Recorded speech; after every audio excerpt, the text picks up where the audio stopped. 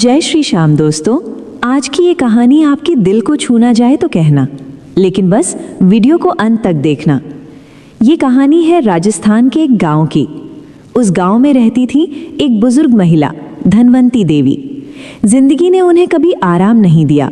जवानी में ही पति चल बसे और बुढ़ापे में गरीबी ने उनकी कमर तोड़ दी। उनका एक ही सहारा था, उनका बेटा गोपाल। गोपाल शहर की एक फैक्ट्री में मजदूरी करता था।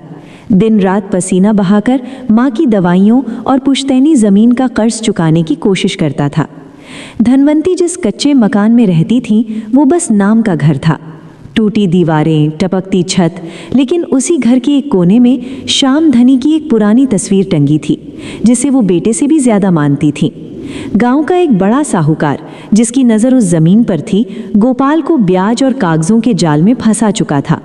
वो बस उस दिन का इंतज़ार कर रहा था जब गोपाल पैसे ना लौटा पाए और वो माँ बेटे को घर से निकाल दे। फिर वो मनहूस दिन आया। शहर की फैक्ट्री में एक भयानक हादसा हुआ। कई मजदूरों की जान चली गई।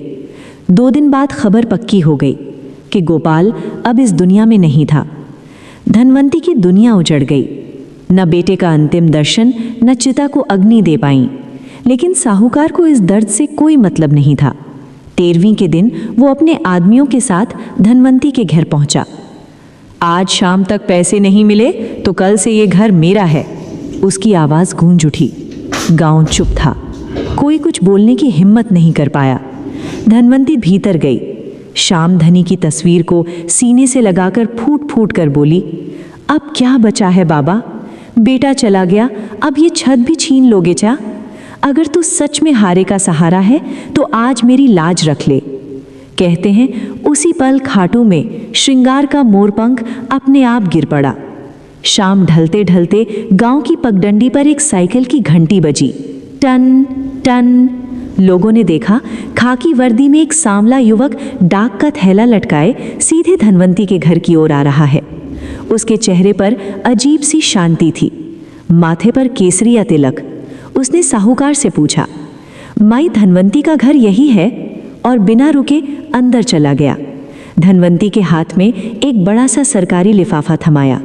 जैसे ही लिफाफा खुला, नोटों की गड्डियां और सरकारी दस्तावेज बाहर आए। डाकिये ने कहा, ये आपके बेटे का बीमा, फैक्ट्री का मुआवजा और एक ट्रस्ट में जमा उसकी मेहनत की कमाई है। आपका सारा कर्ज चुका दिया गया है। अब ये घर और ज़मीन सिर्फ आपकी है। साहूकार की आंखें मोहर पर टिक गई। 3 बाण और मोरपंख का निशान। उसके हाथ कांपने लगे। धनवंती ने डाकिये के पैर छूने चाहे।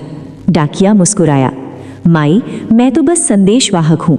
जिसने भेजा है वही असली मालिक है। इतना कहकर वो बाहर निकला।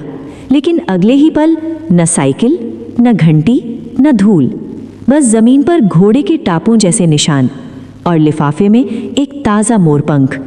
धनवंती समझ गई, बेटा चला गया था, लेकिन श्याम धनी खुद डाकिया बनकर आया था। आज भी वो गांव कहता है कि जब सब दरवाजे बंद हो जाएं, तो श्याम किसी न किसी वेश में चिट्ठी ज़रूर भेजते हैं। बोलो श्याम धनी की जय। वीडियो अगर अच्छी लगी तो लाइक करके चैनल को सब्सक्राइब कर देना।